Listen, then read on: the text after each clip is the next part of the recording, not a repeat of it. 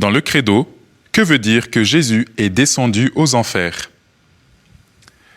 Chère Cathy, dans la foi chrétienne, cette expression du credo, descendu aux enfers, ne désigne pas un lieu de damnation comme l'enfer, lieu du démon, de Satan, du diable. C'est un lieu où l'on se coupe de Dieu. Non, ce n'est pas ce lieu-là dont il est question. Ce que la tradition appelle les enfers, c'est le séjour des morts, aussi appelé le Sheol dans la Bible. Peut-être deux points essentiels sont à affirmer ici.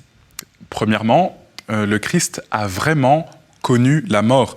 Sa descente manifeste la réalité totale de sa condition humaine, jusqu'à ce qu'il semble même que dans la mort, il soit éloigné de Dieu. C'est une réalité humaine profonde que l'on peut ressentir, dont on peut faire l'expérience. Le deuxième point, c'est que le Christ est allé chercher l'humanité perdue aux enfers. Les pères de l'Église disent que le Christ est descendu pour annoncer l'Évangile à ceux qui étaient dans l'attente de cette libération, pour ouvrir la porte fermée depuis le péché d'Adam. C'est la victoire de la lumière dans les zones les plus obscures de l'existence.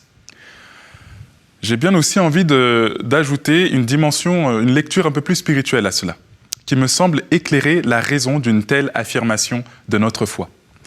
Le Christ a rejoint l'humanité jusque dans son ultime nuit, jusque dans ce territoire intérieur où toute personne fait l'expérience de la solitude radicale, du silence, de la mort. Rien de ce qui est humain ne lui est resté étranger. Pas même cette obscurité de l'enfer, des enfers. Nos lieux intérieurs de chute, de désespoir ou de rupture ne lui sont pas étrangers. Il y est entré pour les transfigurer de l'intérieur. Ainsi, descendu aux enfers n'est pas une condamnation, c'est une déclaration d'amour radical. Saint Charles de Foucault, en parlant de la vie de Jésus, disait « Il a tellement pris la dernière place que personne n'a pu la lui enlever ».